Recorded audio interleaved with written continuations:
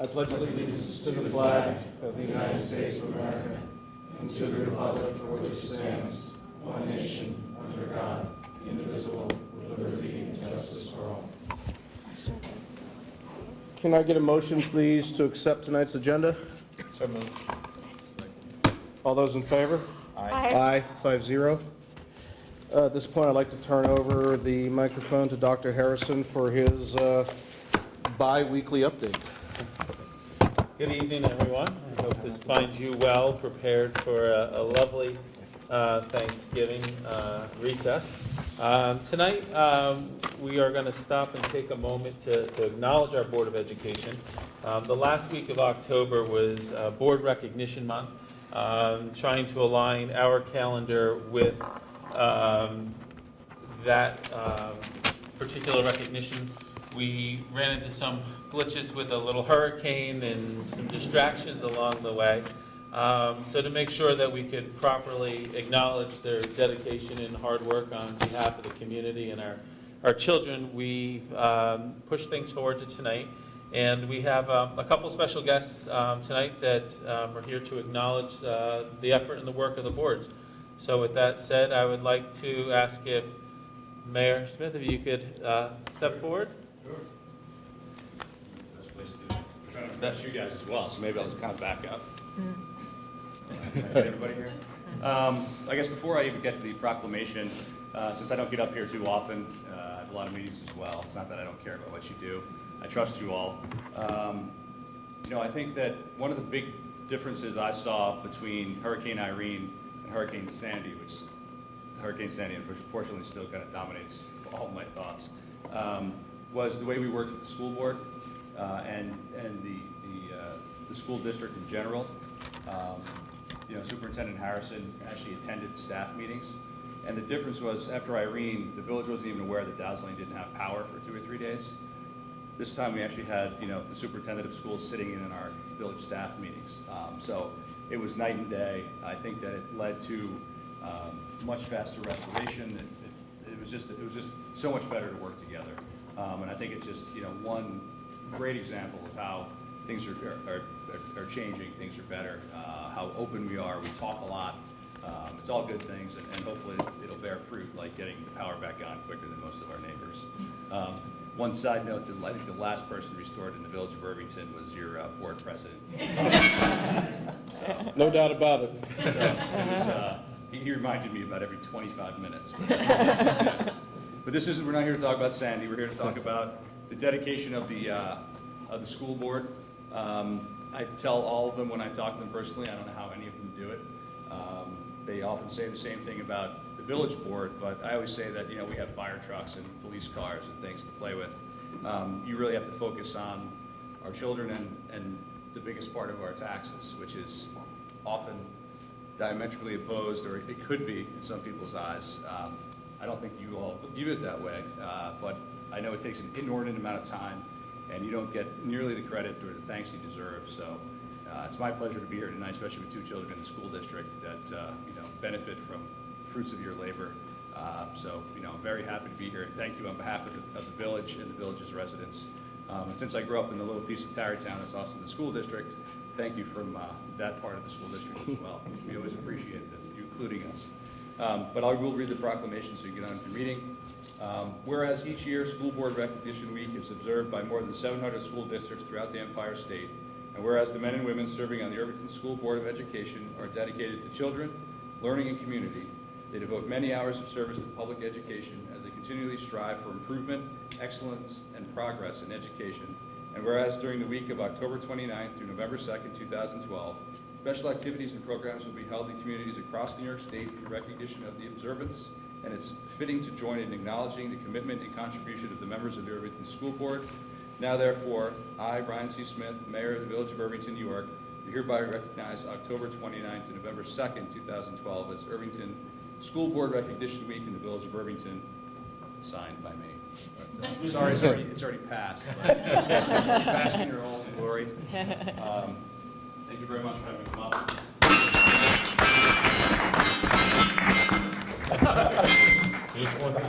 So what happens? Yeah, I'm not sure what's going on. Tin Man. Do you know which one? I just want to say on behalf of the board, thank you very much for this, but also on behalf of the board, and I think all the residents of the community, your leadership during the entire process of dealing with the storm and getting power back on was absolutely incredible. And even though it's a sick joke between the two of us that you may be the last one to get power, nevertheless, even despite that, I still think you did a great job. But thank you very much. And what you don't know is I just turned you off, so I can say, well, even the school board president. Yeah. Let me try turning this So, and to not go on, but Brian, we did make our efforts to certainly extend our gratitude at our last meeting and through our newsletters to you and to the village. And as you referenced, yes, I was there with staff, but we could only be there because we were welcome to be there and we're invited to be there. And there was a great partnership there, and we thank you and the rest of the township for the support during the storm. And with that said, we'd like to invite up another valuable partner in this journey. That we'd like to ask Tanya Hunt to step forward to acknowledge the board on behalf of the PTSA. So thank you all for everything you do. I'm in the unique position of having done this job, so I know how hard you work and all the difficult decisions you have to make a lot of times. So thank you for everything you do, both what we see and what we don't see, because I know a lot of that is just as important as what we do see, and we trust you as our elected officials to do what's right for our children and the students in the district and for this community. So thank you so much. And we have gifts to share with you. We don't have my proclamation, We got something much better. Oh my goodness. That one. Oh my God. These are huge. You're the one who started this thing. I remember when we got the plate. Thank you. Treats for Wow, Thanksgiving. thank you. We can There we take home go. to your families. Oh, nice. Thank you. I don't know which one it is. You're welcome. Oh my God. Thank Thank you. These are great. Oh God, I could use this for Thanksgiving. I'm not sure. I don't think it's these. I think it's one of those because there's more activity down there. It's this one? It's ours? Well, thank you very much to PTSA. Our next group, I hope the board doesn't begin to get embarrassed about all your quality work, but I would like to invite the Faculty Association and Kathy Dool and Corinne Daniels to step forward to say a few words on behalf of the Faculty Association. Now I'm nervous. Thank you very much for inviting us to participate tonight. Dr. Wilson. I have a short letter, which you'll be getting a copy of. On behalf of the members of the Irvington Faculty Association, I wish to thank the trustees of the Irvington Schools for their dedication and commitment to education. We recognize that you serve as volunteers, freely giving of your time and energy in service to our schools. Although you face many challenges in balancing the demands of governments, taxpayers, and parents, we believe you hold first to the desire to do what's best for the children. We share your commitment to excellence in the education of Irvington's students, and we appreciate your hard work. Thank you. And we have a little something that we hope will make you feel better after a long board meeting. The scotch? We never got this before. Thank you very much.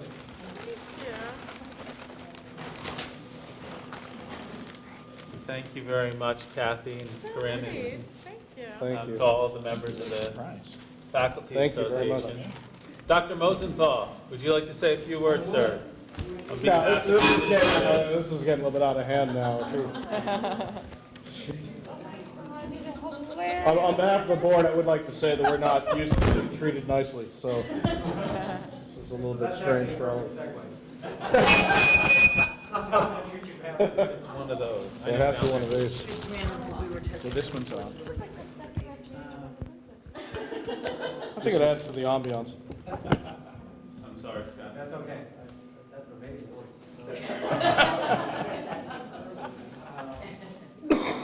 But as Bob said, not used to being treated such as this. I can think of no more demanding or thank this job and being a school board member. And having sat through just a few of these meetings in the past to see what you go through, and you become a lightning rod for the community, and if there's an issue, you're going to hear from every single angle out there. And it's often without an appreciation for the amount of work and time and effort you spend thinking about everything that happens in this district. Something goes out and boom, they're sending an email, and again, without a whole lot of appreciation perhaps for the thought and effort that you're then going to try to deal with what's involved there. So I can see some of that, and on behalf of the administrators in our group, we're totally appreciative of that time and effort and hard work that you do. And life does not happen in a school district if you don't have great people running it, and that's you guys. So we're grateful for the work and the amount of effort and time you put in. And we know that a lot of what happens at your level doesn't maybe filter down to us because you've dealt with it. And again, that's something for us, which is we have enough on our plates, and you help us make sure that we focus on that, but protect us from some of the stuff that could be coming our way. So, at this point, you're probably going to be a little upset that Rain is no longer in our unit. Because I am wrapping challenge. Chris may remember this from last year when we introduced him.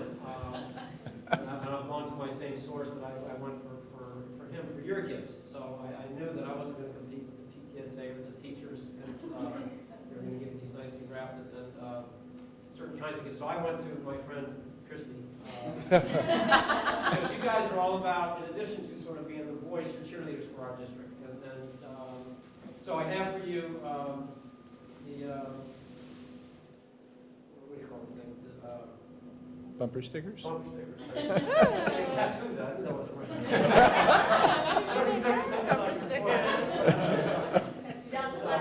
There we go.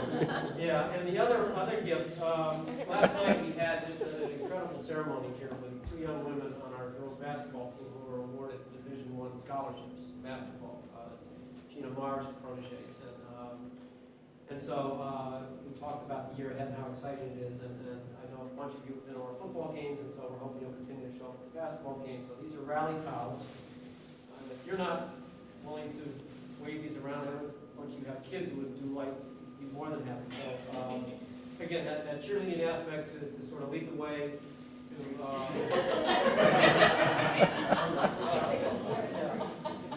take the forefront and really being out front. That's what you are. You're out front. As I said, you're the face, the voice of the district, and we couldn't have 5 better people doing it than you guys. So thanks from our end of this. So let me present these to you. Thank you. I do want to take a bit of executive privilege and get the wrapping that this came in as well. I do want to Thank you. You bet. We also have words from the CSEA, which is the clerical and custodial units, who want to extend their thanks and gratitude to the Board of Ed for their service and dedication to the school district. And then finally, from the administration and district staff, we appreciate everything that you do for the community, everything that you do to keep us busy. And there's a clear passion that is present in this board and a dedication.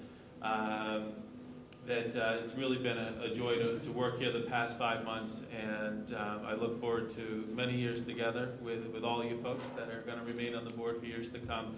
And we have a token of our appreciation, which I have to give full credit for the wrapping to Elaine. Thank you very much. I'm willing to wrap off the box that we brought. There we go. Everybody needs it. Thank you. Wow. So now, I guess we can get Gee, on to thank the board. you very much. Chair. Yeah, thank you all. This is great.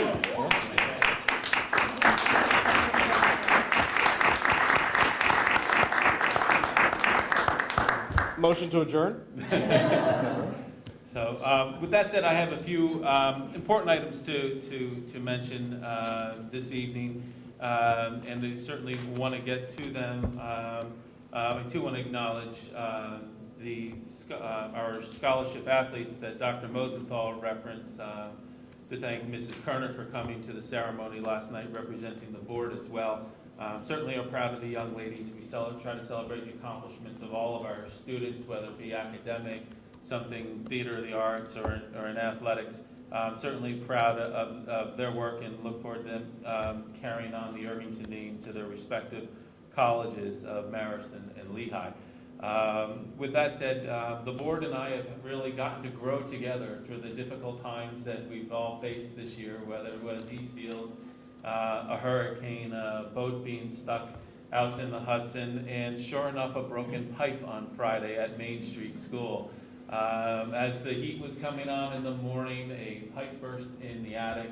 Unfortunately, it's not a one-story building, yet a four-story building, and the water had nowhere to go, but like a waterfall cascading down the eastern flight of the building. And I have to say, we were extraordinarily fortunate that we only lost one day of school.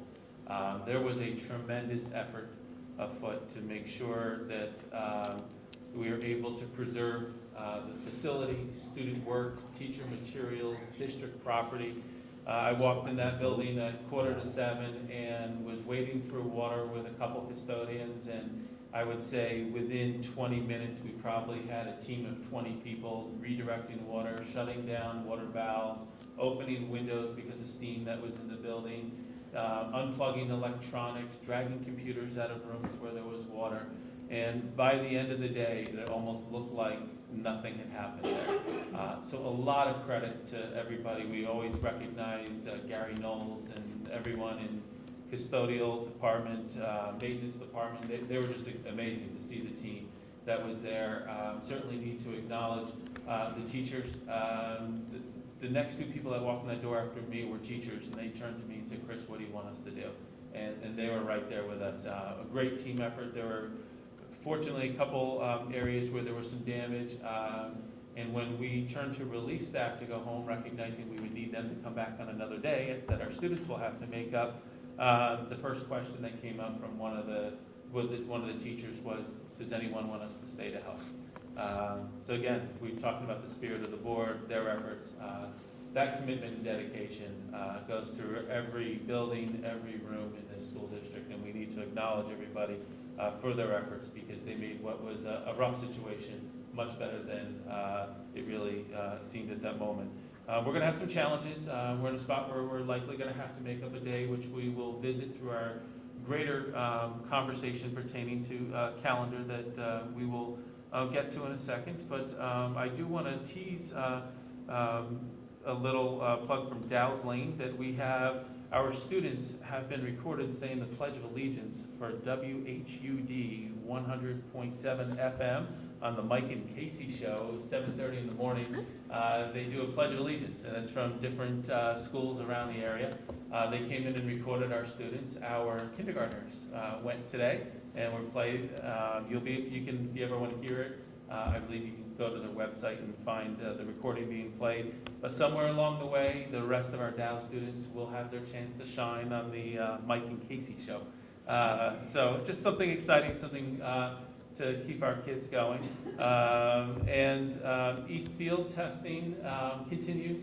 Just want to provide the public an update that we are working with Land Associates, our architects, DOH, and DEC. Round of testing was completed last week, and we are now hopefully heading into what will be the final phase of testing over the next week or so. The results then will come in a few weeks after that and will be presented and analyzed with all of our experts, DEC, DOH. Certainly we will continue to update the public as we learn important information on this effort. We would anticipate that the information received will lead us in a pathway where we'll begin to design what remediation phases work would follow suit in the direction that we will have to begin to have a lot of public conversation over. So just an update that we're continuing to move forward. Unfortunately, as you can imagine, first the hurricane caused delay in the testing, and then the snowstorm interfered with that as well. So it was slow going, but we're getting there and continuing to progress and certainly move forward. One item that I think it's important for us to have conversation about is the school district calendar. acknowledging that we've had impacts here. We've had a closure of 5 days. The closure certainly was something that we could have never foreseen. It's posed numerous challenges for us well beyond the power outages and the other complications that we've all become so comfortable with, unfortunately.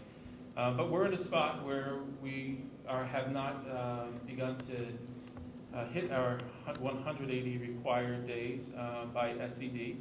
Our situation now has brought us down below the requirement. If we were in a position where we were looking at this and it was in April, we could sit back and say, well, we have April 1st as a superintendent's conference day. We have June 21st as another superintendent's conference day. If we were to turn those days into student instruction days, we would be okay. We could hit 180 days. But we're not having this conversation in the end of April. We're having this conversation in the middle of autumn. And what has already thrown us a couple curveballs, no one would have expected we would have gotten 4 or 5 inches of snow a week ago, and we wouldn't have thought about receiving a hurricane in one of the magnitude that we received. So I think it's important that the board has some conversation about approaches to not only put us in a proactive mode where we're not behind the 8 ball, shall we say, later in the year if we were to have a number of snow days, but in a position where we're taking a responsible action to look to recoup instructional days. For me, this decision goes well beyond instruction, certain compliance that we have to uphold. It goes beyond that compliance's association and affiliation with state aid. It goes to our responsibility to make sure that we're providing our students with as much instruction as we possibly can. So with that said, I think we need to begin to have conversation about how we want to look at the school calendar. It has been said that legislature is going to provide some relief. It has come out within the last day that there seems to be little hope that the legislature will meet before January 1st, which further complicates this. Another extension of that is that any draft bills or formal bills that have been introduced are going to require school districts to utilize vacation time before they could apply for a waiver of any of the 180 days. Therefore, all indications to me mean that we have to have this conversation, we have to have some dialogue, and we have to begin to think about how we're going to proceed in the very near future. With that said, I think we have to also consider where we are with Main Street School in this dynamic and think that they have one additional day that they would need to make up. Right now, my recommendation that I would put forth to the board and the public is that as complicated as this may be for many folks in our community, including staff members, and impacts it may have on some personal plans, that I think we need to give some consideration to having school in session for at least a part of the February recess. My recommendation would be for us to look at the Wednesday, beginning the 20th through the Friday. Our calendar already enables us to transfer the April 1st Superintendent's Conference Day into an instructional day, and I would say we take the liberty to make that change in the very near future. Those 4 days would put us in a position where we'd be up to 182 days, which in turn would allow us not only to recoup instruction time, but it would provide us the latitude of having 2 snow days should we need that. Within this mix, I think there should be some conversation about the dynamic with Main Street School, which is something we're going to have to talk locally about, but we need to look to identify some time where we may have to make up that day if necessary. I don't think we stop there. I think we look to establish a plan, whether it's at least have the dialogue or to make some commitments that if we find ourselves in a predicament where we have many, many snow days this year and ultimately become eligible for the waiver, we know we have to begin to look at March recess and recognize the complications not only with folks and possible vacations, but we look at a week that's filled with 2 very significant holidays. But we should have some consideration there. And I would propose that we would look at Wednesday, March 27th, and Thursday, the 28th as a possibility. I recognize there's a lot of information to process in a short period of time, but I think the board should consider the options that are before us. And following our conversation, I think we should be in a position where we begin to not necessarily make final decisions today, but to begin to advise our community of the thinking so they can begin to consider their own plans within the challenges that we're facing with our school calendar. So with that said, I'll...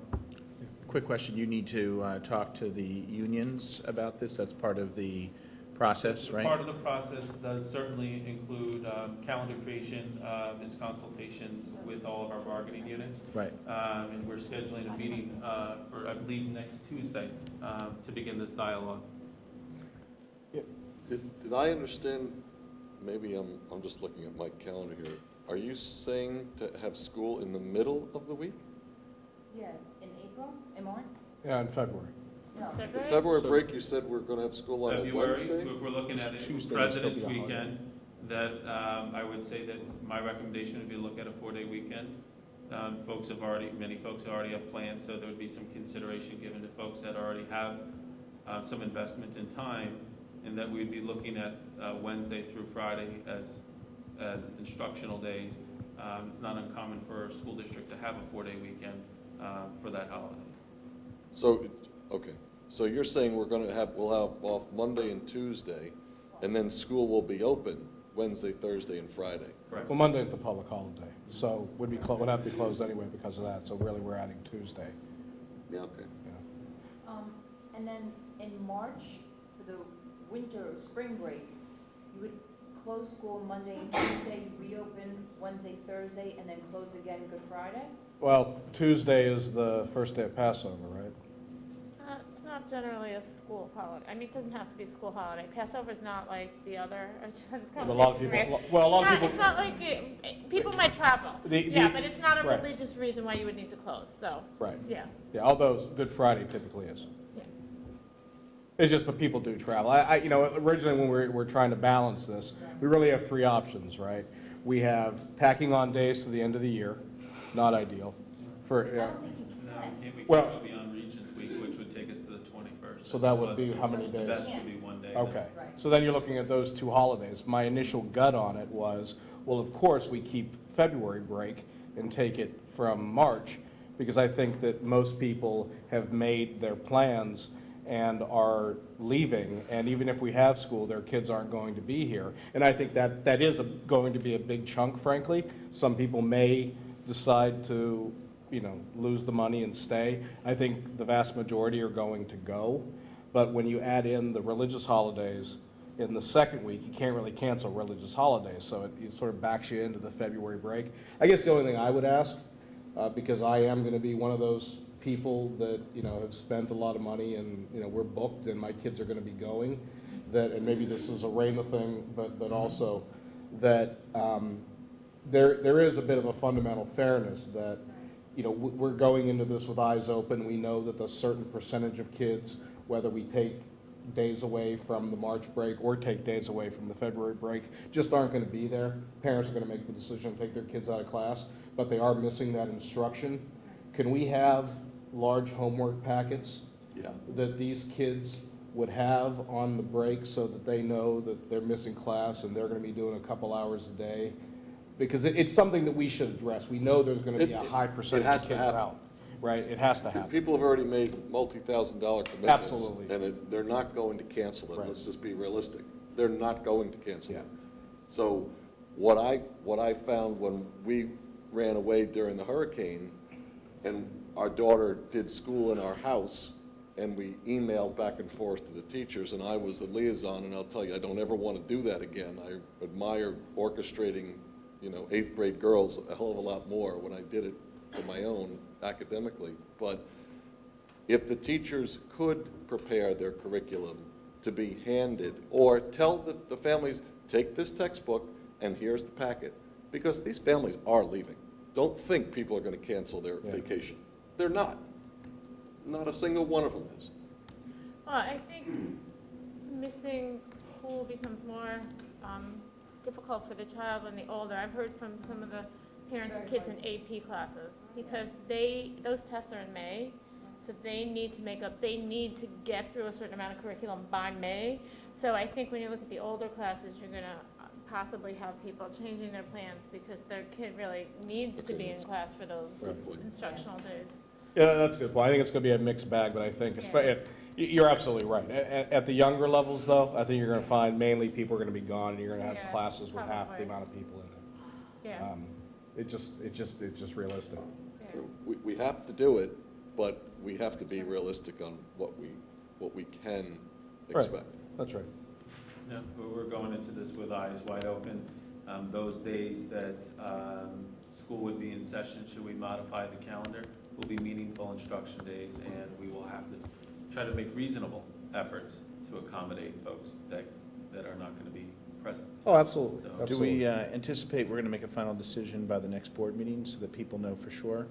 I think I would hope that we'd be in a position that we're going to be close Right. to doing that. I think we owe it to our families to make a decision in the near future, and I think we have responsibility to do so. We have to be proactive, considering we haven't even hit winter yet. We have to build a cushion. Right. And I guess it goes without saying that if you haven't yet planned your February trip, you should not. And if this week in your update on Friday, can we somehow highlight, be prepared, the board, this is being taken into consideration? I'll sign your name to it. So does the board, I'm curious, does the board have any problem with the recommendation? I mean, it sounds like a No, I think it's the only thing that makes solution. sense. It's an unfortunate situation, but I've been hearing from a lot of parents with the older kids, because, frankly, if you're in Dow's Lane and, even some people in Main Street too, you could afford to miss a week of school if you wanted to. But at the upper level, specifically parents of kids in AP classes are very concerned, how are you going to make up a whole week of school when they're already theoretically a little bit behind the rest of middle America? So, And the other thing is, I did get, I heard on the news yesterday that the city took back midwinter break. I think they announced it yesterday or so. So the city's already made plans. it's a lot of to school districts. handle it. Yeah, Yeah. It's moving rapidly, actually, through the island right now, Yeah. and Eileen has seen two situations that are probably, it's an estimate of about 15 districts that are taking action, where people are following other pathways other than a February break. One situation, the district identified in their calendar that they were going to do something, change in March if they exceeded the allotted number of snow days. I'm not familiar with the other district, but the majority of folks are pursuing the February recess. In my mind, if all situations were equal and we didn't have holidays interfering with one or the other, to me, I think there's still better value in looking at the February break because of just the spirit of continuity of instruction. We're looking at a situation where we're just coming out of the December break, having approximately 5 weeks of instruction, a week off, and then we would go a greater stretch. So now with this, in reality, where we'll have a long weekend, we're going to almost string another month here together of consistent instruction before the next break.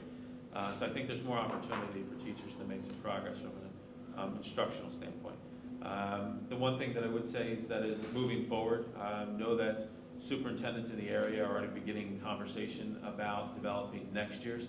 That would be the 13-14 school calendar.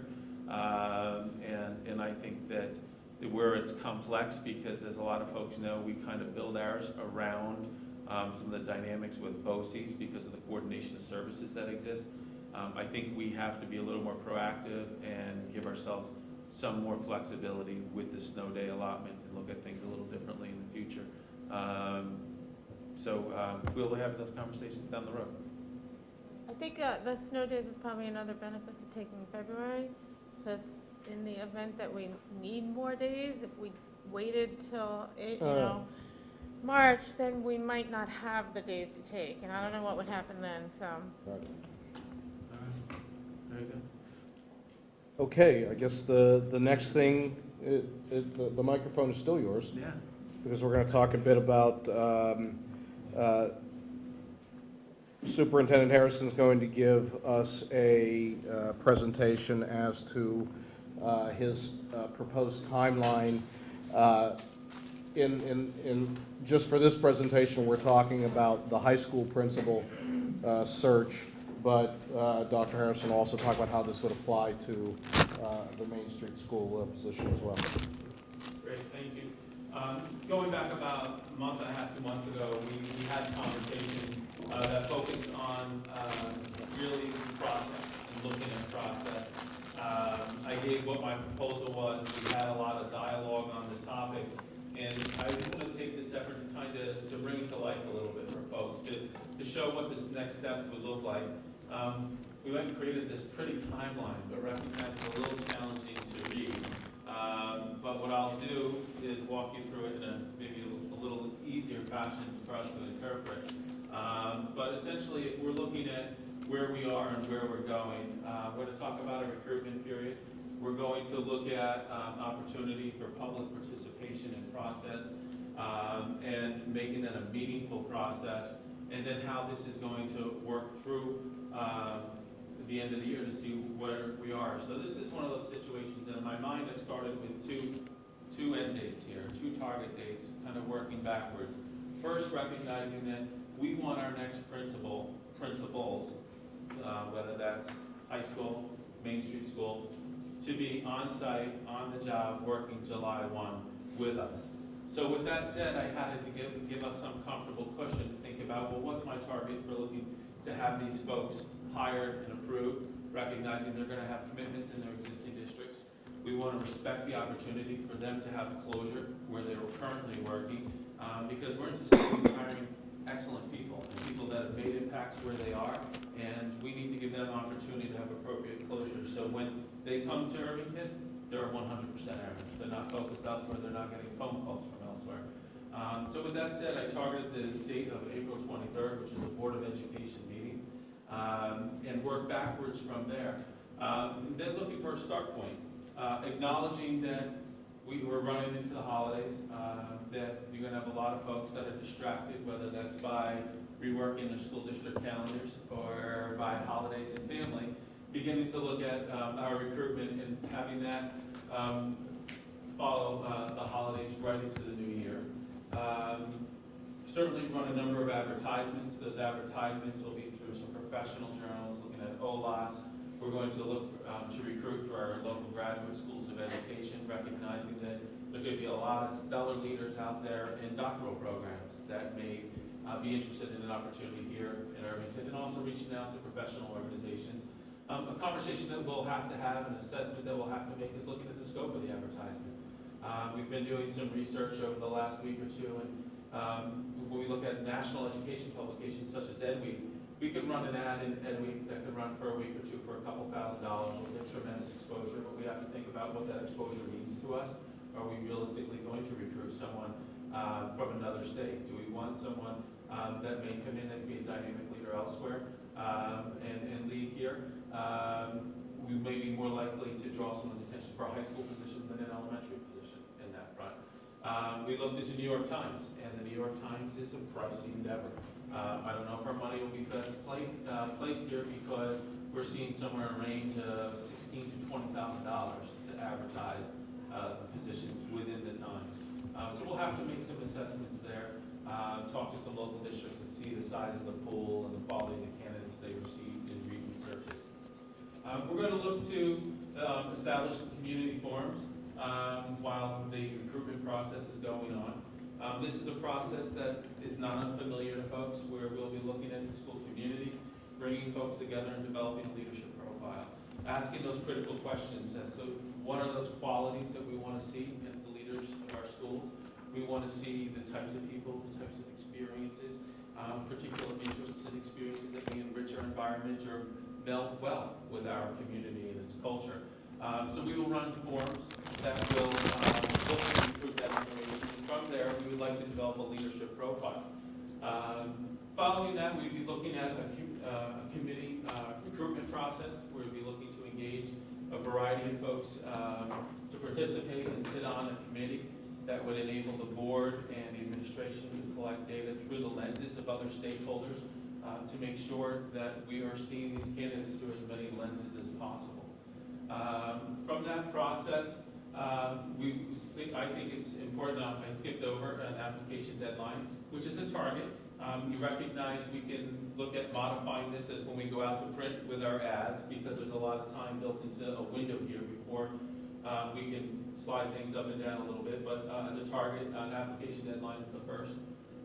Once selecting a committee, I think it's valuable to have an orientation for the committee, to talk about protocols, to wrestle the questions, and maybe there's a certain question that we didn't think to ask that's going to come from the committee. It's going to come from the leadership profile process, to talk about the protocols and how we're going to manage the committees, but also to talk about what are the right things to say, the types of things that we should avoid, essentially interview ethics, shall we say, or etiquette. So I think it's important that we have that session. While that's going on, we'll be engaged in the district office, paper screening resumes, to make sure that we can identify a slate of high-quality candidates that we would like to bring possibly bring to our committee. We will go through and screen a number of candidates, and I would say in my mind, I would easily see us interviewing 10 to 20 people if the pool produces a volume such as that. From there, Dr. Core and I will interview those folks, and we would like to identify an appropriate slate somewhere, I would imagine, in the neighborhood, 6, 7, 8 candidates that we would bring to our committee.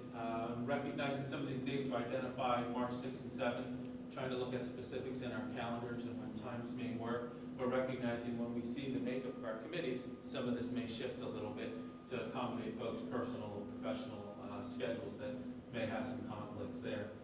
From that process, the committee will be giving us feedback through rating scales that we will be utilizing, their impressions, and they would send their recommendations back to me, where I would see myself interviewing approximately 3 candidates, as you can see, in a final round.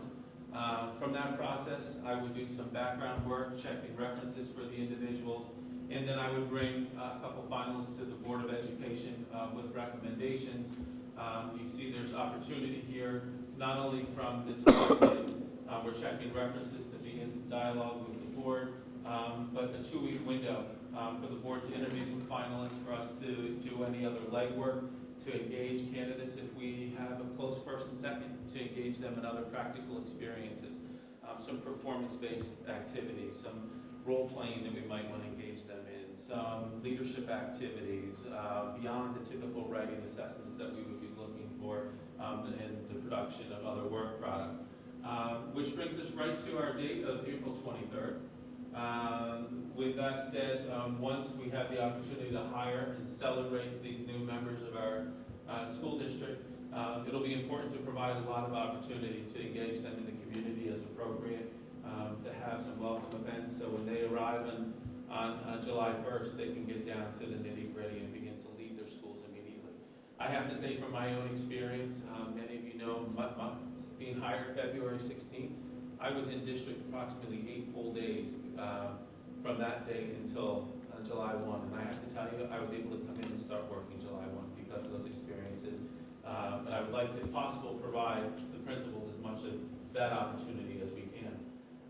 With that said, an idea for what the profile of the committee might look like, I think it's important that we have representation from our Board of Education. We certainly want an extended parent voice, engaging some parents in the committee.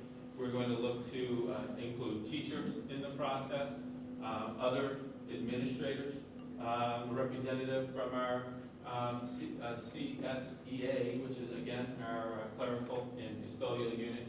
High school student, I think, would be important, and of course, Dr. Core contributing to the process.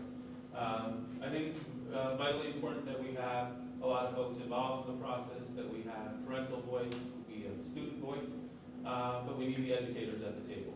They need to be able to ask some powerful questions. They need to be able to help us assess individual knowledge that the individuals may have about instruction and content to make sure they're the right match for our school district. But with that said, Mr. Grados, would you like to entertain any discussion on the topic? I'd like to nominate Robin Kerner to be the board representative on the committee. I was just saying Maria. I think it's either me or Maria, right? I think we should figure it out. No, I mean. I think I I'm have 3 assuming- votes to nominate you. I so was assuming it's during the day, so maybe, the 2 of us can figure out what makes more sense. Yeah. I don't have any questions. I'm being facetious, of course, but I'm sure you'll do it. I have a question. Had you thought at all about using a search firm, since we were successful in using a search firm to find you? That has been a consideration, but I would rather spend the time and the energy and volunteer that time and energy of my colleagues to my right to help lead this process. I think we have talent and the resources to do it well, and I would prefer to preserve the funds for instruction. Yeah, of course. I was thinking more in terms of finding the right candidate because, the OLAS system is really, that's the main thing, because the advertising doesn't really necessarily work all that well, and that's one thing that HYA brought to it, which is sort of finding people. I don't mean in terms of actually the process. I think there are plenty of professional networks that will bring folks to Okay. us. I can talk to my own experiences that when I was in my doctoral program, when I was in graduate school a number of years ago, through those schools they're constantly circulating job postings. We'll reach out to the deans of those particular schools who will lead us to candidates.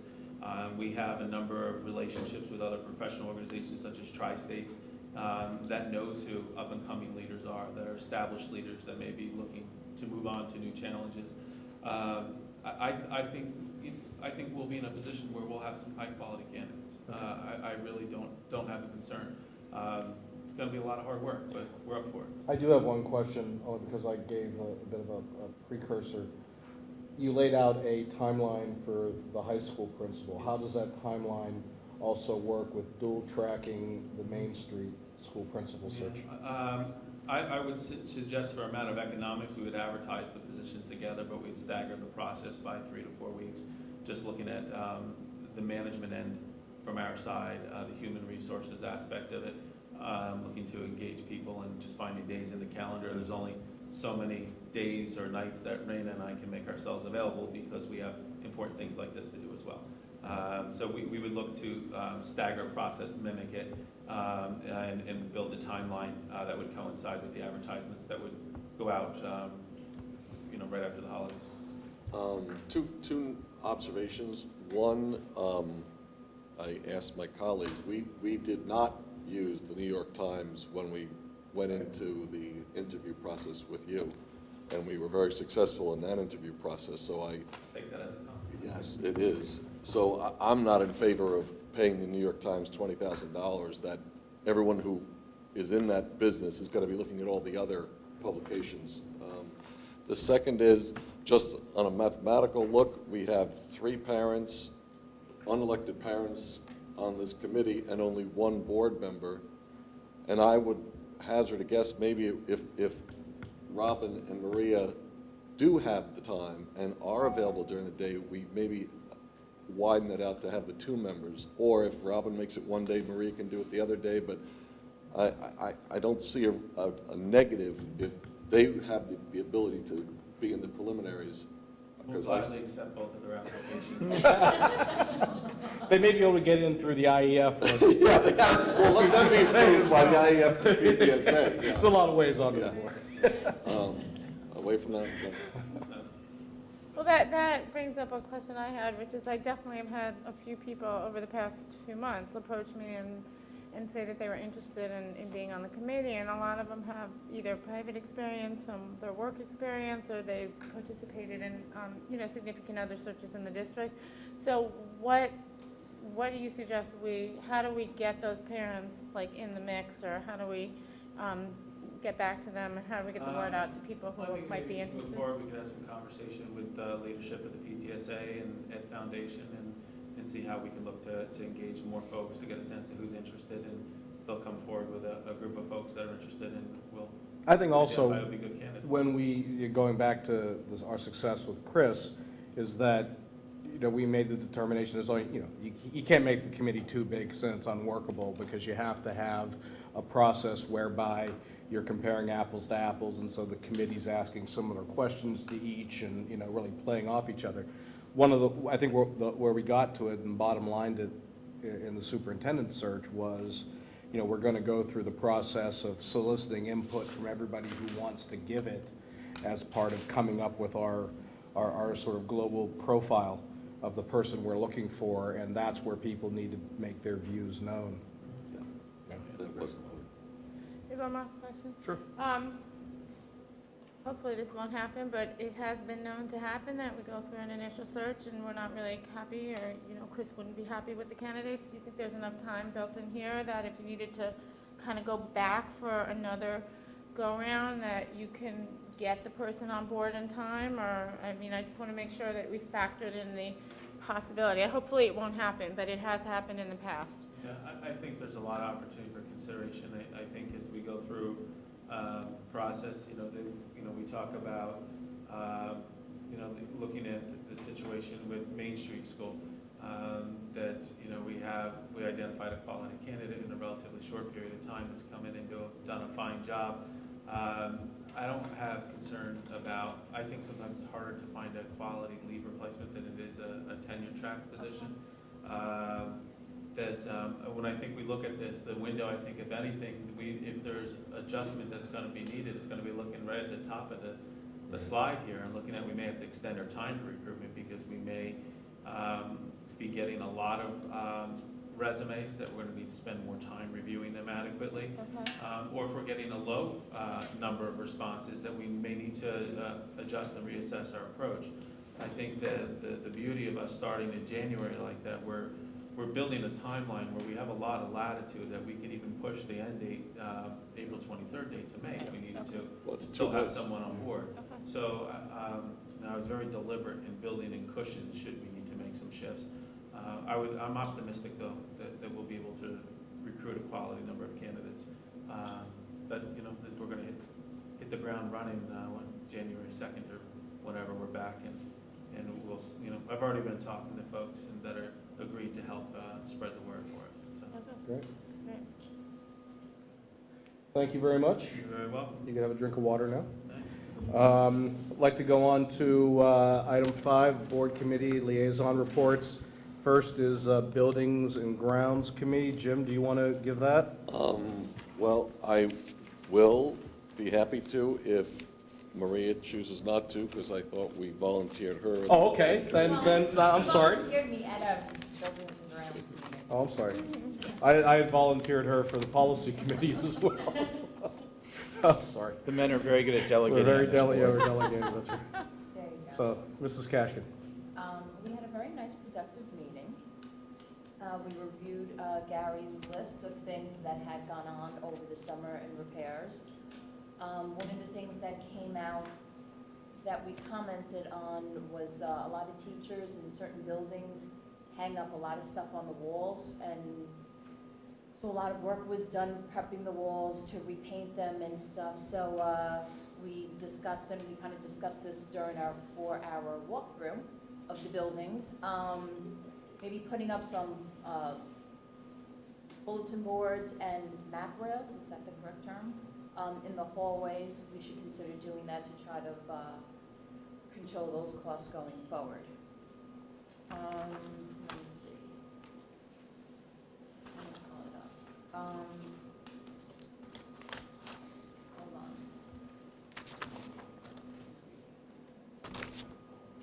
Yep. Paper. Gary also spoke to the committee about an interesting art project that one of the art teachers wants to do on the building when you leave the middle school lobby heading towards the gym and library. That brick wall, the students in her studio art class are going to create the same size as a brick, a piece of art, and she's going to mount it onto the wall. So eventually it'll take over the entire wall. It'll take a lot of years to do that, but we thought that was, we approved that request with the caveat that a border be installed around it to try to protect it and to protect the building, correct, Jim? Yep, absolutely. Okay. let's see, we discussed some capital projects that were underway that Beverly had presented.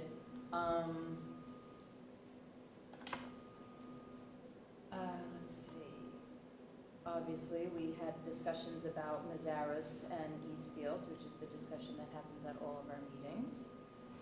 And we discussed, Gary had brought up some concerns he had with some of the buildings that we went through the walkthrough, and he was starting to identify some projects that ideally he would like to take on. For example, at Dow's Lane, in the old part of the buildings, the radiators in each classroom he wants to replace. And roughly, he was saying that was like $16,000 a classroom to do. So I believe we're going to be meeting next week to discuss some long-term projects that we would like to look into for the following year, to consider for budgetary reasons, correct? And certain items that are already in the works, but we need to reevaluate. And during our walkthrough, we were at Dow's Lane, we had seen, well, I got to see the lovely boiler that we're fixing, the monstrosity of a beast that is. And then to our left, there was water spewing that they were aware of, but apparently it's spewing even more. So now it has become which we are about to approve, I believe, on tonight's agenda. And don't ask me for the technical terms. What piece of equipment was that? A what? All I know is a really hot, steamy water coming out of that, spewing everywhere. And they said, oh, that doesn't look so good over there. What's going on? So, and we also discussed how the Dust Bowl also, how that's problematic to the buildings because the dirt and everything is coming into the schools, and it's creating a problem with the heating and air conditioning units, maintaining the classrooms. It's not just an aesthetics issue, but it is kind of causing a little damage internally that we probably would have to address. But I guess everything is a priority. Thank you. I'd just like to add one thing. The one thing I noticed in this year's Buildings and Grounds meetings versus previous is that I think Gary Knowles has now got a good handle on the job. He was kind of a journeyman to the profession, or his post last year. He now knows all the moving parts. Bev is in the same position. She now knows all the moving parts of the buildings. We've prioritized all the things that really have to get fixed versus things we would like to get fixed. And we're fixing these things. And if you can see around the district, the road gets fixed and the windows get fixed, and things are starting to happen now that we finally have a group of people on the district leadership side that understand what the problems are, and they're fixing them. So it's a real pleasure to be part of this group, and now we're going, I guess the big issue is going to be the prioritization and the scheduling of the fields and the fields initiative, if you want to call it that. And we're a little concerned that because of the East Field problem, everything that we were hoping to try to move in that direction has been pushed off because of the timing sequence of all these tests that we have to do to prove to our community and the Department of Environmental Conservation that this is, the appropriate way to handle this problem, okay? But I am very comfortable knowing that Bev is on it. I'm very happy that we now have a very strong architectural firm that's monitoring all these things, making recommendations to us. So I think we're in a good place relative to Buildings and Grounds, which I don't think we were for years in the past. So I just want the district and the community to understand that. I think we're in a much better place today than we ever have been for a long time. And something else that came through during the walkthrough, clearly we have a very talented custodial staff because they actually fix a lot of things in-house. I think unfortunately they could use a little more additional help by probably one more person because right now they're just reacting to what's breaking as opposed to being proactive and trying to repair things before it becomes an issue. So that also might be something that might come Something we need to consider as part of the budget. during budgetary Yeah. times, That's all very positive, thank you. Going on to the Safety Committee, do we have an update from that? that's me? Maria. Ooh, I did not know that was me. Okay. Table it until next meeting. No, that's okay. I was kind of new to this committee, didn't really know. They kind of reviewed all, any old business that they had. They were discussing the speed humps, which I believe you said was going to be an update on. I didn't know that. Thank you, Jim. They discussed, they thanked the police department because they put up a speed trailer here, and apparently it did work with parents and the speeds they're traveling up and down High School Drive. Let me see here. One of the concerns that was brought by a parent was an alternate walkway from residents of Riverview Road coming not just to the high school, but it's parents coming from Riverview who walk to Main Street.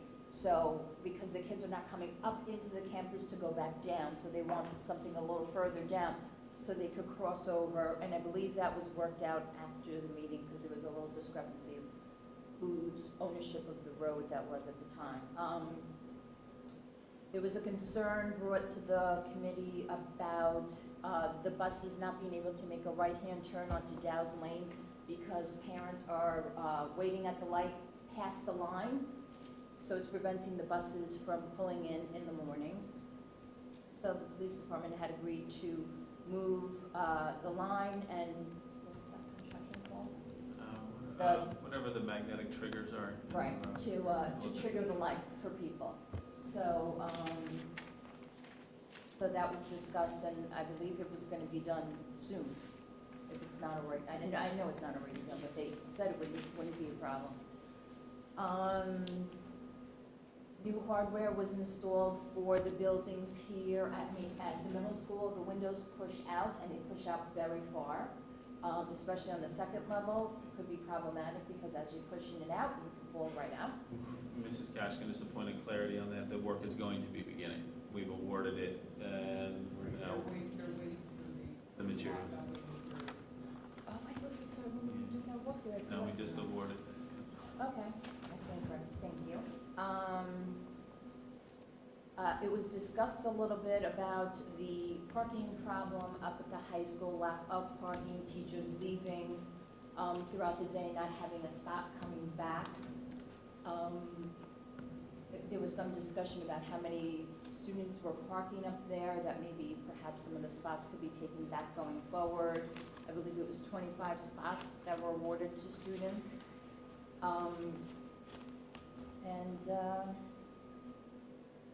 I think that's it. Is that Great. everything? the next one down, the student crossing by the track. The what? The student crossing by the track, remember the old thing? Oh, right, I just wanted to update you that gate is already been closed. ordered. Oh, it's been ordered. Okay. The gentleman who's doing the security up at the high school, he's directing the kids to cross over the road, but further down, kids were crossing on their road because it was on their own because there's an opening in the fence. So they were going to close that opening up, so kids couldn't do that anymore. And Artie also brought up the need for possibly more athletic trainers for the students. And and the security desk at the high school, there are times, it's teachers who sit on that duty, so they have to go to the next period, but the next teacher isn't there, so sometimes there's a period of time when there's no one there, so that concern was brought up, and also the fact that there's no phone sitting there on the desk, so if there's ever an issue, they would have to go into the gym to make a phone call and reach someone. And I believe that was everything, correct? Great. Can I ask a question? You said already brought up the possibility for more trainers. Is that a direct correlation to injuries coming down up, or what triggered that request? Yes, there was an injury report that was sent out to the committee before, and I believe that's why he requested that you could prevent certain things. So injuries have increased? No, More I don't think- preventative training Right. than we currently have? Okay. Not that injuries have increased. Okay. That would help what's existing. I had a question. You mentioned the very first point about this the improvement in this speeding problem. I can't remember exactly what we did, but I thought that Scott had put somebody out there with a sign to kind of get people to slow down. Is that something that is ongoing? Well, there was someone who's out there. Right. During job. Monitoring. Right, and Right, pickups. right. In the afternoon, there is someone. And who's that's what we monitoring. think is working. Well, that's working on different levels. It's helping the kids cross. Yeah, it's quite, have you been up here during dismissal time? There are cars. Insane. It's Yeah. insane up Yeah. here. It really is insane. We still have personnel out there, and I think it's had a tremendous impact. And, Right. Certainly accountability gives people a conscience when they're driving by, I think. Is it on safety? I'll go ahead and give the policy, I'll let you take a break.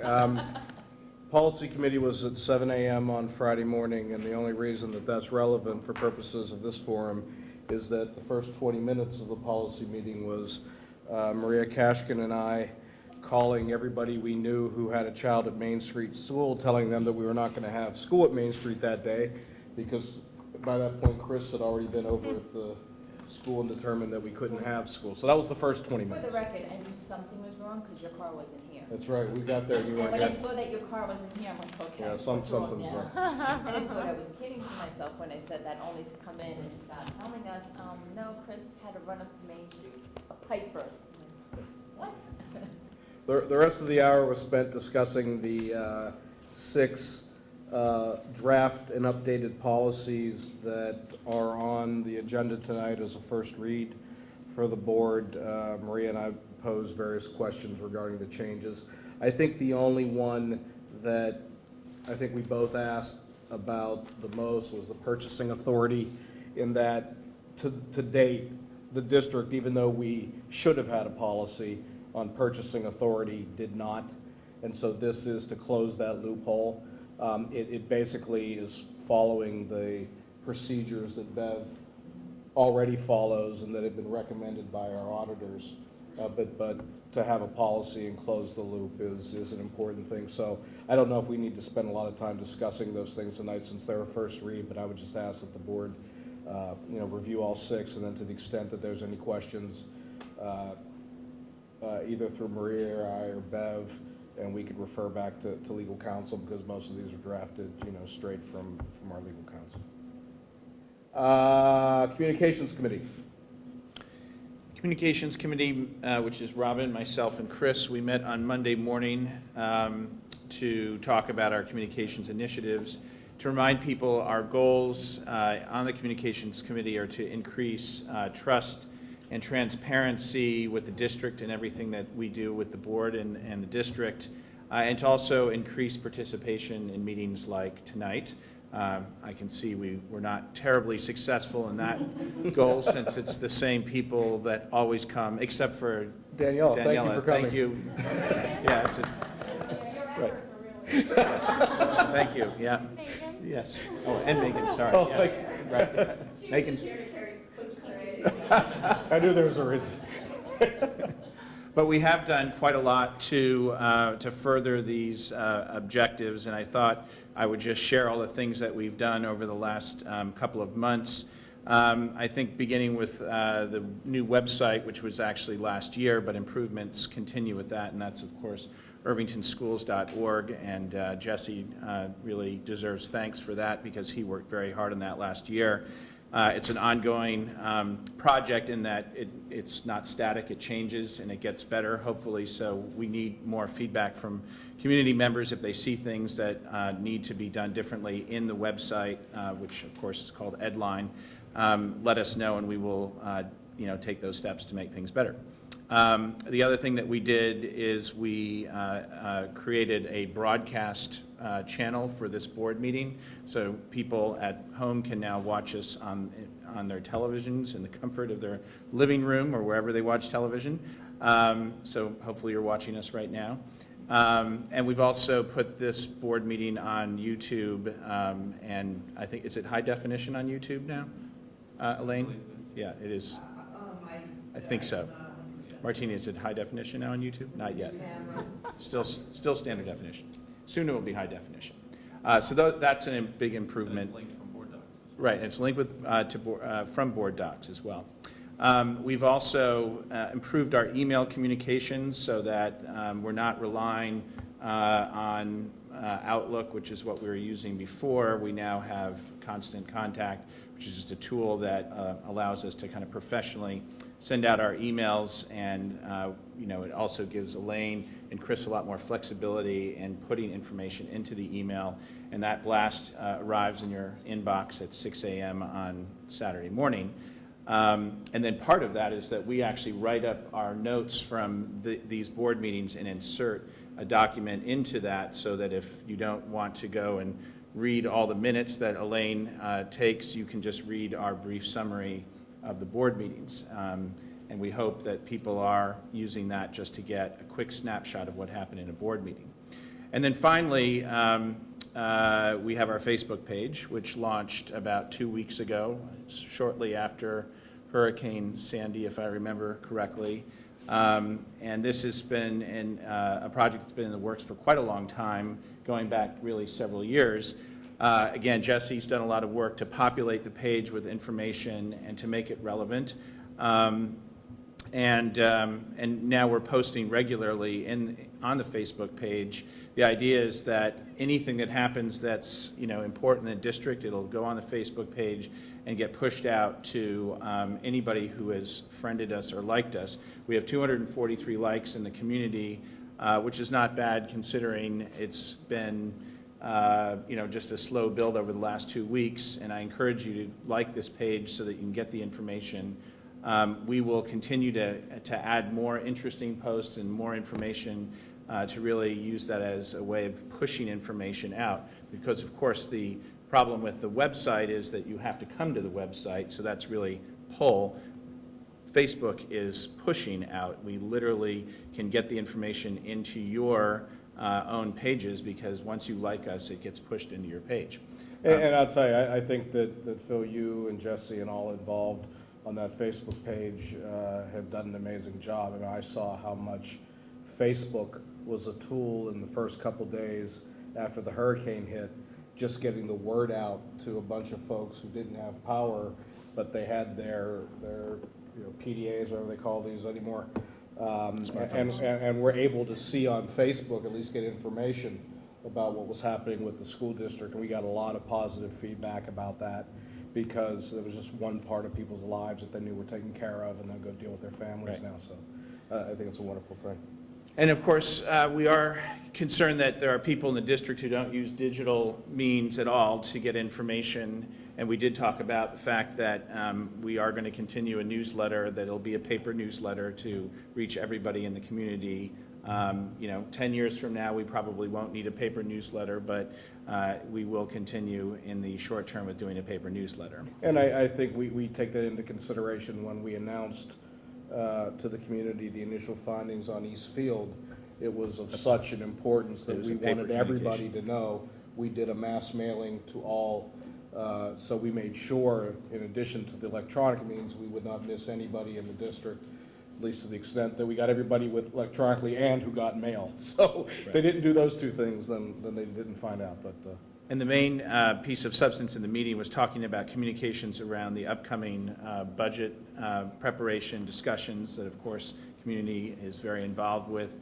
And we talked about possibly adding more forums, or at least a forum, a little bit further up in the process to get more community participation around the all-important issue of the 2% tax cap, to get input on that important decision, which this board will have to make a decision on in the not-too-distant future in terms of what our guidance will be to the administration. Last year, last year's board gave guidance to the administration to stay under the 2% tax cap, and that actually happened, I think it was like in September last year. It was very early on, and of course a lot of community members weren't at that meeting and didn't even know that we had given that guidance. This year we hope that it'll be a little more clear and transparent about how that communication happens, and we also have more means to get that information out to the community. But we did talk quite a bit about that, and Chris and the administration will be thinking about what are the best ways for them to engage the community in a proper dialogue about the budget process. And I think that was about it. Was there anything else, Robin? Or Jim? Can I ask you a Yeah, question? yes. Is there a way, as we go down the road of becoming less and less paper intensive, is there a way for the people who are on Facebook, on the web, and email, et cetera, to opt out of the paper newsletter? And then over 1, 3, 5, 36 idea. months, we will send out to 2,000 homes, we'll send out to 1,200, and we will slowly start to cut the cost. And It's a print good it and idea, mail but it it's to- hard because I think it goes out as a householder. It's not And then you have mailed. to actually stamp all the rest of them, so it ended up costing a lot more. We're not sending it to Jim McCann, it just goes to every residence. Resident household. Right. Well, I Yeah, accept yeah. that, that's the way it's done now, but if we don't start to do something a little differently, we're never going to get rid of that expense. Right. The thing is that when you address it, it becomes more expensive. The householder mail Your has a, stamp goes up to 21 cents instead It's of got a very cheap 15 rate when cents, you- I Yeah, think. it's- A mailing right now for 3,000 would cost about $275, so you take, That's it? Yeah. yeah. I think, Inclusive It's a of bulk postage? rate. It's a bulk rate. It's a bulk Wow, rate, so okay. it Yeah. doesn't really pay Forget to it. start cherry picking out. No, forget You it. know, I the mean, other, the printing and all that, of course, is also, That's different. in addition to that. Well, we're I mean, not there it technologically. would be great if we could do an opt-in where people told us Right. they want the paper newsletter, but then how do you get that Whatever. opt-in, right, you know? Just brought it up. Yeah. Okay.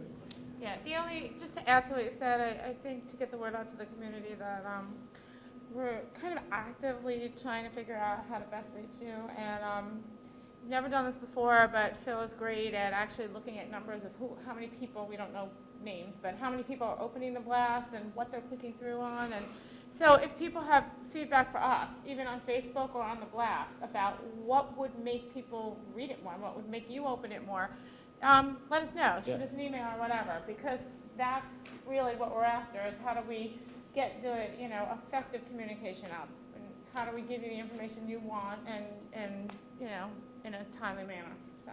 I can tell you when you call people at 7 o'clock in the morning using your cell phone, they typically don't pick up the phone, even if their kids don't have school that day. Wait, let us write that down. Right, Tanya? So. It's hard to figure out when you're in the shower. I got it.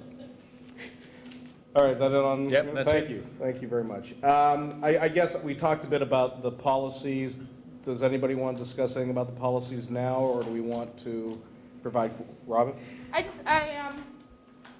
had a question for Scott, and just as a point of clarification, because one of the policies refers to the timeout room, and I Yes. know in the past, a lot of us in the district were familiar with the reflection room, and I realize they're not the same thing, but maybe if you could touch on the difference, and then also my question, the second part of the question would be, is there a place then for kids to go that if it's not the timeout room because you need an IEP to do that, or is there a place for kids to go like a reflection room if they need to get out of the classroom, or is that just not, is there nowhere for them to go? Right now, there is no other, the Okay. reflection room concept, as you know, came and went. Okay. So we haven't got anything formally. We certainly created those spots informally for kids, and we have individual students that need them will, find a place in the building, and obviously, staffing for that situation, but it's more on an as-need basis than a formal constant room is available. Is this away from just going to the principal's office? Completely different than going to the sometimes the principal's office serves that purpose, but more often than not, we're talking about a non-punitive place or a non-corrective place where the student can kind of regroup, need a break, get regrouped back in the classroom, 10, 15 minutes. Okay. Anything further? But if anybody has other questions after reading them, please give us your feedback, and we'll make sure that, we address it before we vote on it. I guess at this point, we have a consent agenda. Could I get a motion to accept the consent agenda? So moved. Seconded. All those in favor? Aye. Aye. 5-0. At this point, I'd like to turn to comments from the community on items that appear on the agenda.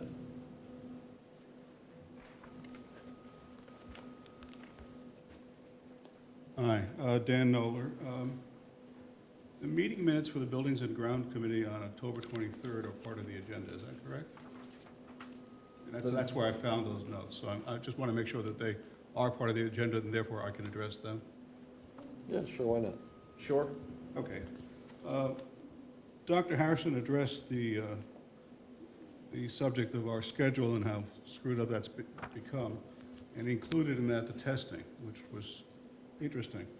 But there's a greater question also contained in item number 6 of those meeting minutes, where he talks about the testing, and that is that the work on Mazaris Field will probably not be done until summer 2014. And I'd like to ask for some discussion of that, so that would be clear to the public that appears to have been a decision that's been made. Do you want me to- What, Dan, just to clarify, okay?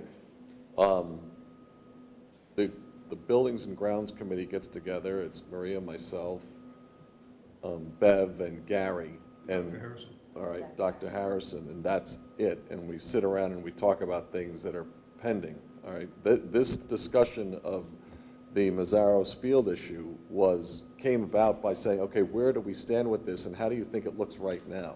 This is not something that we have decided. This is not something that we That's what spent I'm more asking than, about.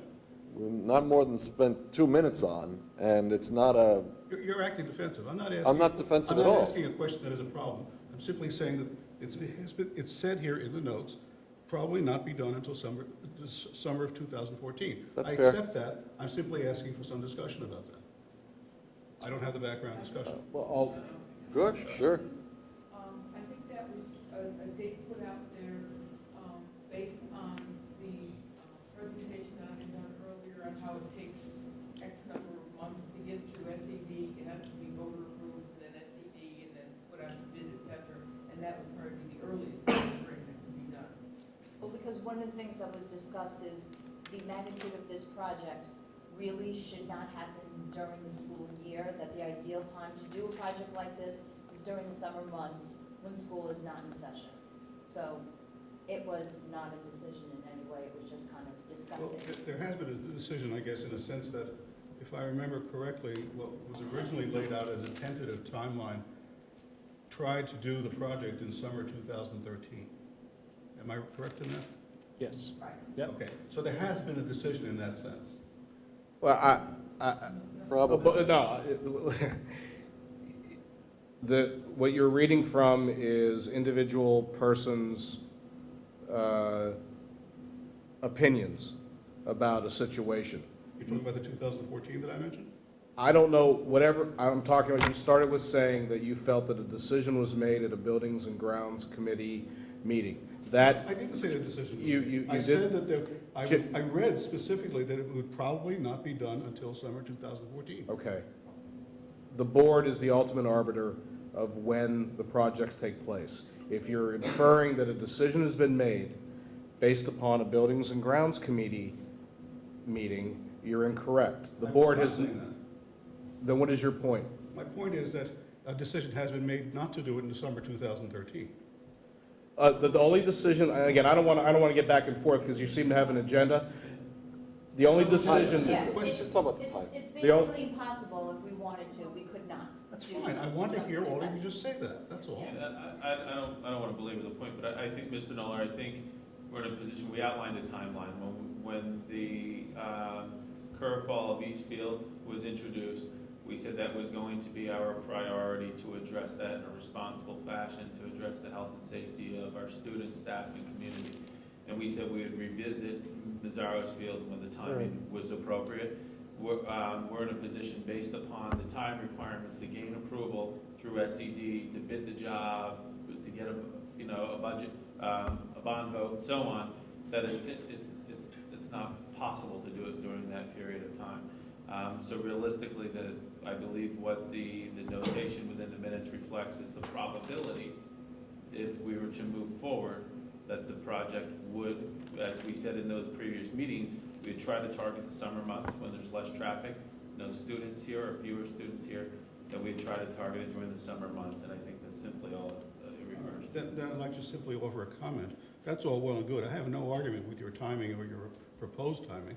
I simply would like you to be more clear with the community that at first, you said you were trying for summer 2013. Now you should overtly say, clearly say, that you're not trying to do that anymore, that you're probably trying to do 2014. May I just, hey, Maria, may I just answer? See, I think it's about being prudent, which is that we were, right, so, but we were waiting, the next step in our process was awaiting Land's recommendation, Land's layout of the different field scenarios for Mazzaro's field.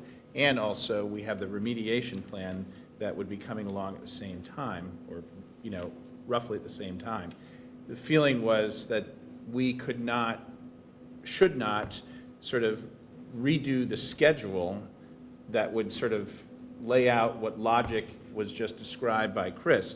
But formally, we haven't really modified the schedule because we haven't actually gotten to that all-important step of getting the information back from Land as to the scope of the project. I'm not talking about a formal schedule, nor am I implying that there is a formal But you're asking why we haven't had a formal discussion with the community, because we haven't gotten to that step yet. We don't feel to talk about summer 14 versus summer 13 it's just premature. That's all well and good, but you presented the original project in a much more formal way, whether there was a formal schedule attached to it or not. And what I am seeing here is that you're backing into something different for very good reasons, but without giving it the same amount of importance that you did when you first started. You know, honestly, to be fair, I think you're backing into, and I don't want to continue this honestly, because I think we've answered the question. I think you're backing into that. We're telling you that we have not formally come up with anything to tell the community we would have done so. That's what Mr. Whitney was telling you. So inferring from a Buildings and Grounds Committee meeting that the board has made a decision to do in summer of 14 is just not true. Well, then I guess I'll try to be a little bit more clear for you, Mr. Grado, since you seem to be having a problem with that. I'm saying that you presented it in a larger way, and now you have a situation that you're facing that must change what you originally presented, and you haven't said anything about it. I understand why you're saying you just haven't said anything about it. I think it's wrong. Dan, you make a good point. You make a good point, and here's the way I look at this, all right? We are in the middle of trying to get some clarity from our professional architectural firm who's doing all these tests, and then some kind of remediation solution from the Department of Environmental Conservation that's in the works now. We don't have any answers, all right? So we think relative to what could happen, it's going to negate a 2013 summer construction project. And if that is the case, all right, relative to running a school and doing a budget and making sure that gigantic machines can get through here safely, it might be that we end up talking about this in 14. But again, we don't have the information. And when we do have it, we will happily tell the whole community. But right now, we're still waiting. But aren't you already past your initially proposed schedule? I don't know. Yeah, I think know. we need to move on. I think we need to move on. No, I think that's about as much information as we can give you because we don't have any more than this. The next Board of Education meeting is, oh, I'm sorry. Howie Stern, a parent. It's one of the catalysts for the safety issue at the high school. I don't know if there was more than just myself. Just want to say, give my congratulations. Great job. I think I contacted you. School began on a Wednesday. I think I wrote an email on Thursday. I heard from Phil, Jim, Dr. Harrison. I think I bumped into you, Bob. And before I blinked, Dr. Harrison was out there. And now every morning, including this morning, the gentleman's out there just doing an exemplary job. So just thank you for following up. I don't know if other people mentioned it in addition to myself, but it was just a great response and great results. Thank you. Thank you, Howie. Thank you very much. Anyone else? Hi, Esther Samra. So for the first time in 10 years, I'm actually going away in February to Australia with my daughter, Imogen. And we're missing 3 days of school before February vacation starts, so this alarms me hugely. So I guess if the legislature votes and says that New York State can cut the 5 days, are we still then saying that we want to put the 5 days back in anyway because of instructional? That's what I understand, yes? I think that actually the few conversations I've had with board members, the one thing that we did say is that if if we amend the calendar, do so by resolution, that if relief would be provided, that it would enable us to revisit it. Okay. I think the important thing to look at, though, is the bills that have been introduced, Yeah. the draft bills that have been circulated, all require you to utilize vacation time before you could even apply for a waiver towards those 5 days. Okay. So they would direct us to February, March. Okay. Memorial Day. All right. So then, as a parent, I would just like to say this. I have a daughter who's a senior in high school. I have a daughter who's in 8th grade. When my 8th grader misses a day of school, it's like she misses a week of school. I'm petrified. She's now going to miss 6 days of school. She's in classes where, I mean, so much material is gone over, like in algebra in 8th grade. I don't know how we can address it, but I think I'd like to ask for us to have a lot of planning. I don't know how many people go away. I've never gone away before, but in the past, when, at the high school, when we've had kids go to Belgium, for instance, and they've missed school, there's a kind of understanding at the high school among the teachers. There are no quizzes, there are no tests, there's not going to be a lot of homework. I hate the idea of dumbing down the day, but on the other hand, I really am very concerned about the after effects for kids who are not going to be there. If they're missing instructional time in an earth science class in 8th grade and an accelerated math class, you can fall so far behind, and then these are high school credits for these kids. It really can affect them academically, and I'm very concerned. I don't have ideas right now, but I'm hoping that we can be very deliberate and thoughtful about how we do it if we're going to have to go down that road. So Your concerns are well received and acknowledged, and know that we've had these conversations and recognizing they're no good, right? They're no good choices. I understand it, but understand that we're going to try to make the days meaningful, but at the same time acknowledge that there's children that are going to be not available because of commitments such as yours. okay. So we're going to try to be considerate of that and may include some data collection ahead of time and so on. But those dialogues are just about to begin. Okay. I just want to speak to somebody was saying, well, can we give them the homework that they would have otherwise missed? If you're missing instructional time, you can't do the homework. So I don't feel like that is an answer. Again, I don't know what the answers are, but I think it's a lot more complicated than maybe we think it is. And then could I also just speak about the principal searches, because this is something I'm pretty passionate about at the high school, which is why I came this evening. Could you explain to me, we're trying to fill 2 positions, right? Main Street School principal and the high school principal, so that when we have a committee that has representation of parents, is that 1 committee or 2 committees? 2 separate parallel processes. Okay, that will so engage 3 separate parents. Okay.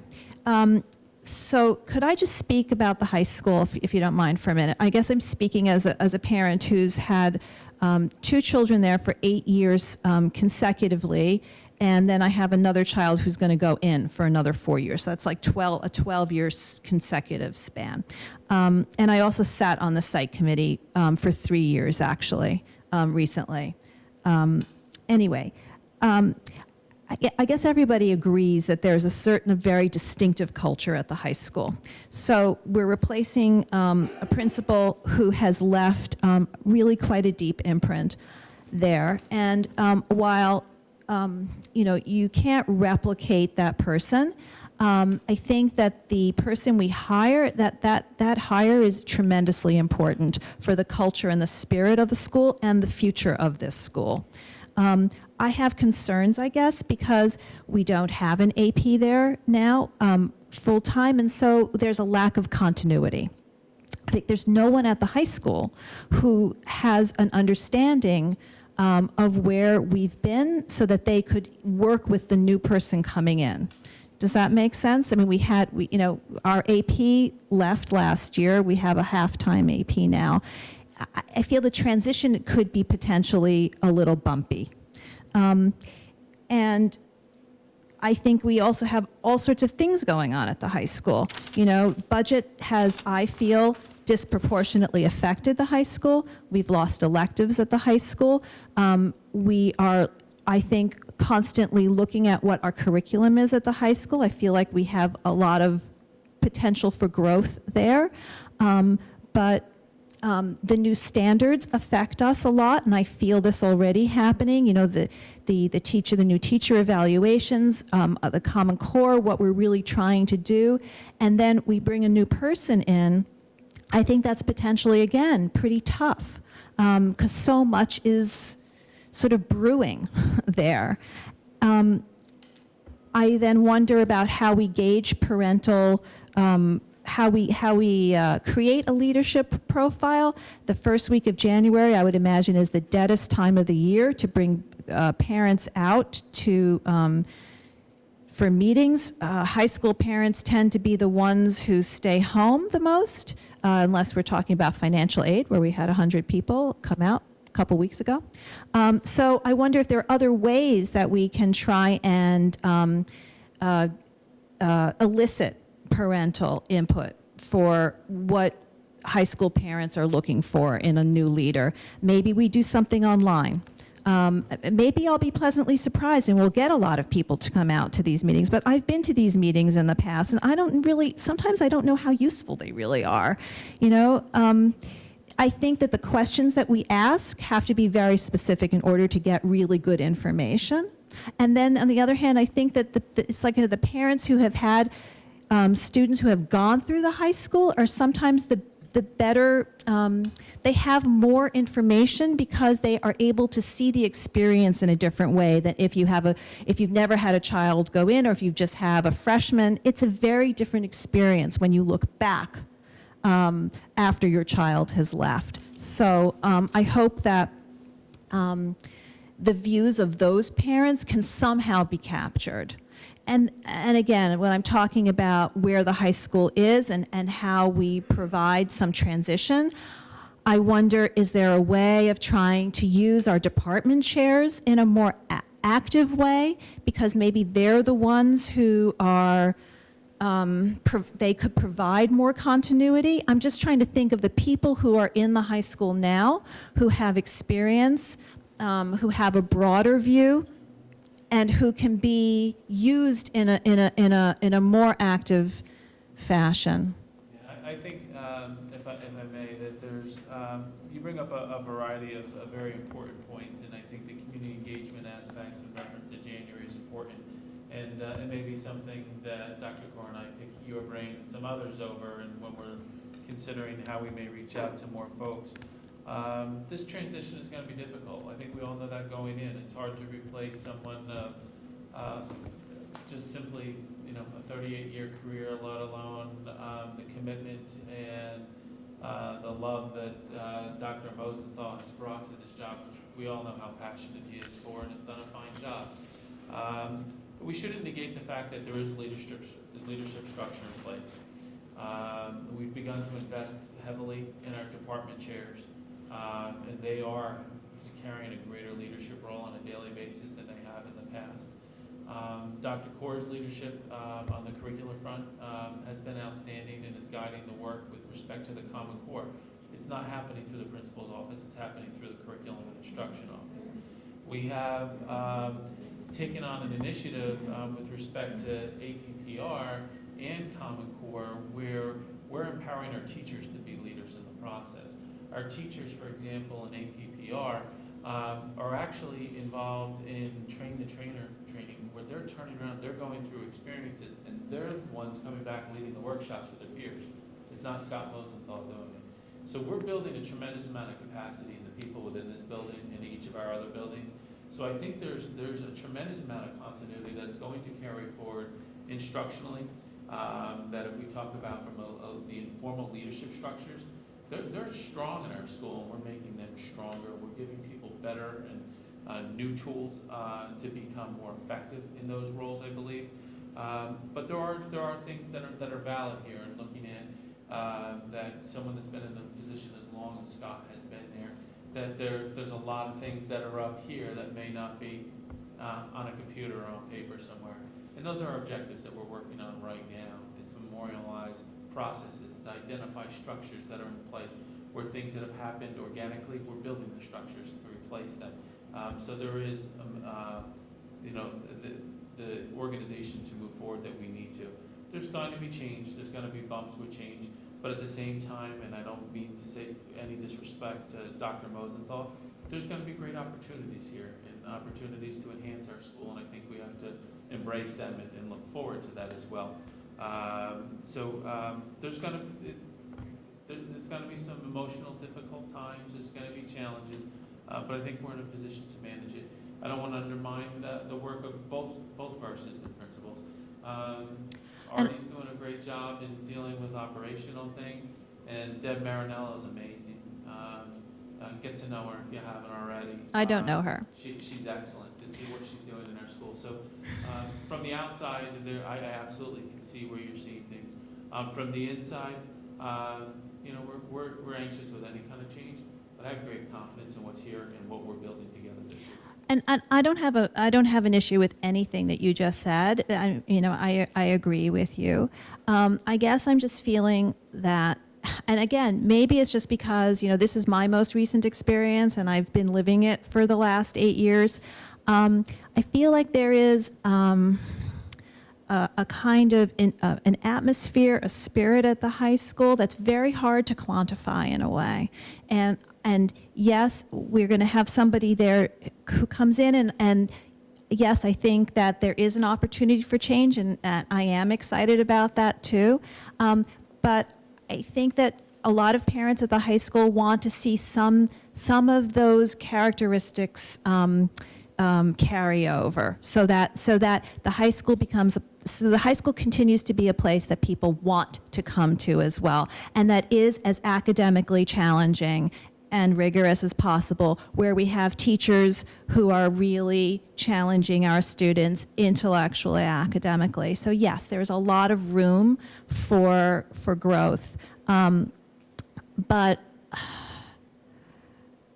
I also see it as being a really, really significant role for our school district. And maybe that's because, high school is the place where students are really putting the package together. I feel that way. And, and I want the best person to be leading that school, because I want that high school to be the best high school it can And be. Esther, the board definitely shares your I'm sure you do. I guess my question is, how do we do that? And how do we access, right, and how do we access, the incredible knowledge in our parent community so that we really can get concrete information from them? Because I don't know, I've sat through so many of these meetings over the years, and sometimes they're valuable, sometimes I don't know how much we really learn from it depends who comes out. May I just say that I understand firsthand what you're talking about with Dr. Mosenthal's leadership and charisma and style, because he was my teacher. I know. And he was my football coach. I know. And I think, that sort of experience that I had, we can sort of download parts of that and along with the committee, and we will find ways to find a candidate who embodies some, if not all, of those characters. I mean, you can't recreate Scott Mosenthal, but you can certainly find people who have that kind of leadership and charisma, and moreover, they develop it over time. The leader that he is today isn't the leader that he was when he was my Of course not. my 8th grade English teacher. No, of course. And in terms of the AP, what I was really meaning was, like when Joe DeGennaro was at the high school, he was there for a number of years. He knew that place so well. We don't have that. So. There's a lot of quality. We hear your concerns. No, we're there. I think there'll be value in us connecting down the road, conversation with Dr. Kaur and myself with you. There's going to be a lot. There's going to be opportunity to identify the right person. I'm confident we're going to be pleased with the outcome. Okay, thank you very much. 12.1, the next board meeting is Tuesday, December 4th, God willing, at 7:30 p.m. Can I have a motion to adjourn the meeting? Second. All those in favor? Aye. 5-0. Thanks, everybody. Have a nice Thanksgiving. Where's this